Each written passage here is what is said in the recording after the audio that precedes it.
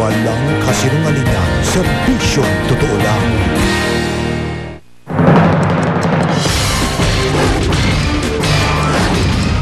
Exclusive, buha ng CCTV kay Congressman Ronald Singson nung umalis patungong Hong Kong.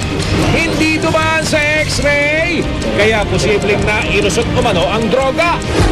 Eksklusibong kuha sa engkwentro ng mga pulis at mga umano'y notorious na karnaper sa Quezon City. Sasakyan ni dating DFA Secretary Roberto Romulo na-recover, pati sasakyan ng pamilya ng aktor na si Derek Ramsey nabawi mula sa grupo. Exclusive, pagragasan ng truck sa isang lalaki, huli sa CCTV, biktima, himalang nakaligtas. Nabubulok na mga bigas sa bodega ng NFA. Posibleng makasama raw sa kalusugan ayon sa grupo ng magsasaka. Councilor Shalani Solidad, dinalawang nobyong si Pangulong Aquino. Miss Aquino, balik Pinas na mula Amerika. Maayos naman daw sila ni James Yap kahit hiwalay na. Wala namang masamang tinapay sa aming dalawa. At ang launching ng coffee table book para sa ika-60 na anibersaryo ng Kapuso Network. Nagdadaluhan ng mga pinakamalalaking personalidad sa politika at showbiz.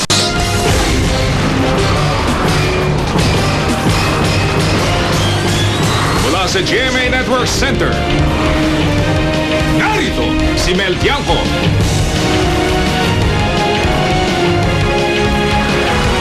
Ito ang 24 Oras.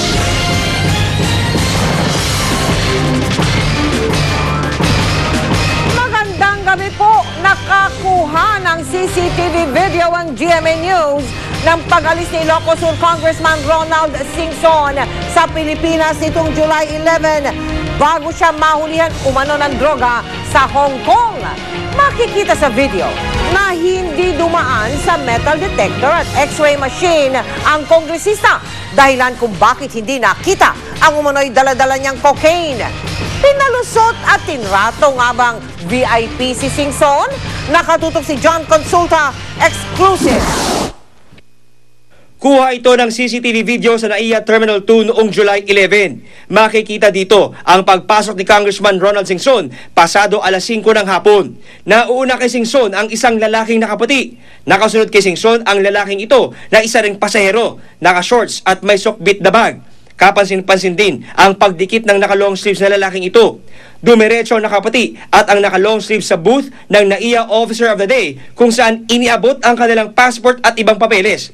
Matapos batatakan, iniabot sa dalawang opisyal ng airport ang mga papeles at saka lang ipinasa ang mga ito kay Singson at sa kanyang kasama.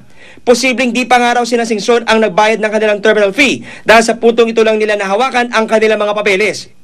Sa malapitang kuhang ito kay Singson, makikitang naka-t-shirt lang ang kongresista nang umalis ng bansa. May bitbit na sling bag at naka-dark pants kung saan ayon sa DFA ay nakitang nakakubli ang ilang gramo ng cocaine na nahuli ng Hong Kong authorities. Maya-maya lang, makikita na ang pagpasok ng lalaki nakaputi na sinusundan ng mamabatas at kanyang kasama sa bahagi kung saan dumadaan sa x-ray ang mga pasahero ng eroplano. Pero sa halip na pumila sa likod ng mga taong nauna sa kanila, dire-diretso ang tatlo sa gilid ng pila at di na dumaan sa x-ray. Ang gwardya, tila natigilan na di na pumila sila Singson. Nababahala raw ang DOJ sa kalakarang ito sa ating mga paliparan. Nagagamit raw kasi ito di lamang para sa mga VIPs, kundi para sa illegal trafficking ng ating mga kababayan na pumupuslit palabas ng bansa. We will investigate that. And we're also having problems about yung mga nakakalusot din sa trafficking, yung human trafficking.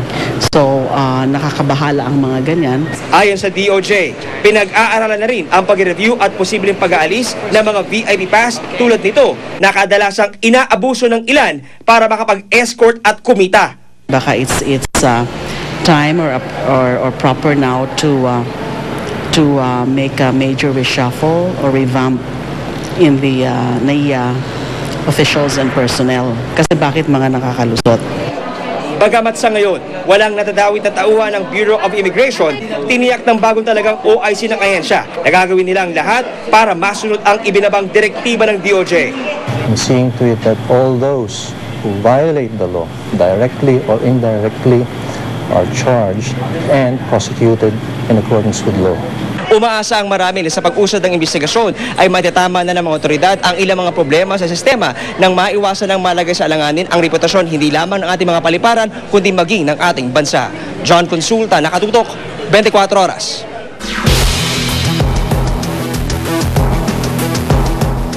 Desidido raw ang Department of Public Works and Highways na tapusin ang katiwalian sa ahensya.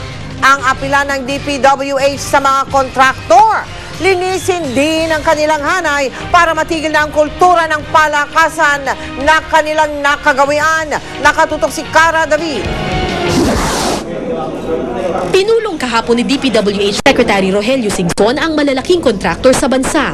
Mensahe niya, business will not be as usual.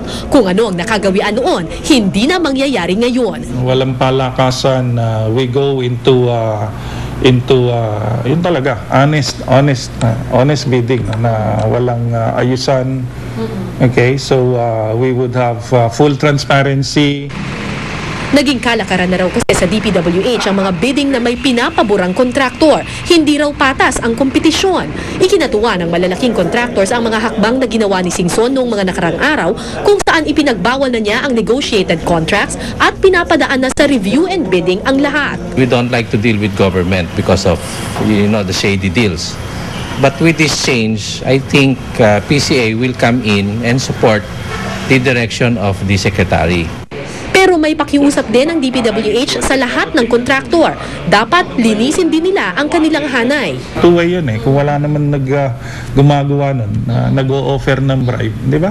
Mahihinto rin yun. Pero sabi niya, if I would police my ranks, no? Pero you do the same for your contractors.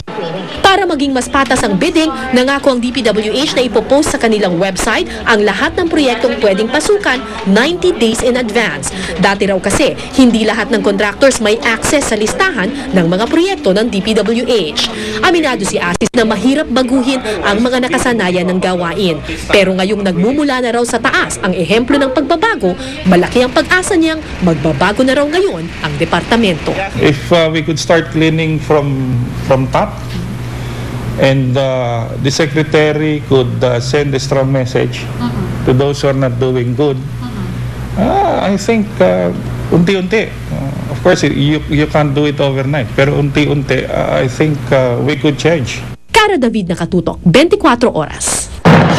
Pinirmahan na ni Pangulong Noynoy Aquino ang Executive Order No. 1 na bubuo sa Philippine Truth Commission of 2010.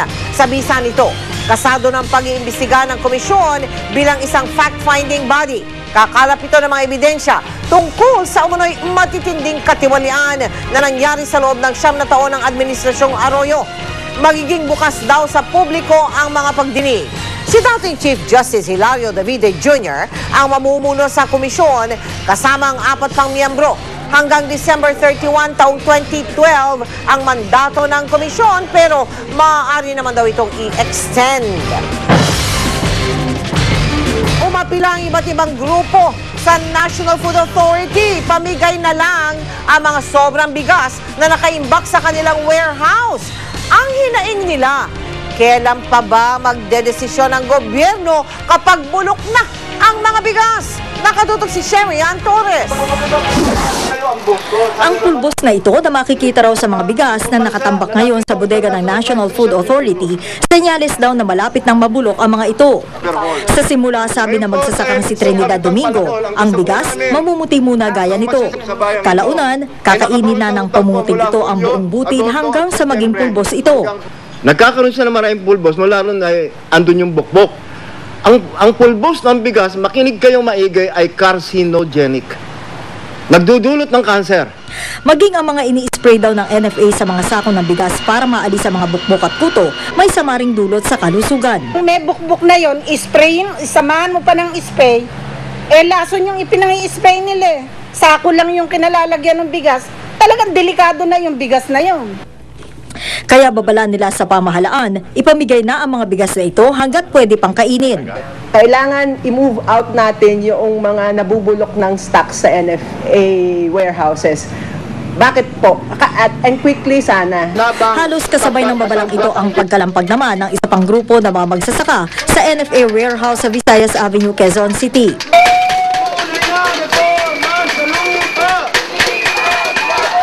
Nagsama man sa kilos protesta ang grupong kasama Timog Katagalugan at Bantay Bigas, magkaiba naman ang isinisigaw nila patungkol sa nakatambak na bigas sa mga bodega ng NFA. Huwag itong padadaanin sa local government unit dahil may dahilan naman ito ng korupsyon. Idiretso ito sa amin at sa mga samahang magsaka. Immediate yon. Libre, definitely, dahil sobra-sobra na napagkakitaan na ito ng gobyerno. Dapat hindi pinapakain ang bulok sa mamamayan. Bakit kung kailan yung nabubulok sa kanila ipapakain? Ano naman ang palagay nila sa mamamayan? Baboy. Sa mga naghihirap, sa mga naapi, baboy. Eh baboy nga mismo, baka hindi kainin niya nabubulok na NFA rice na yan eh. Dumating si NFA spokesman Rex Estoperez. Paliwanag niya, hindi kailanman maglalabas ng sirang bigas ang NFA, mapakomersyal man o pangtulong sa nangangailangan. Meron naman tayong laboratory na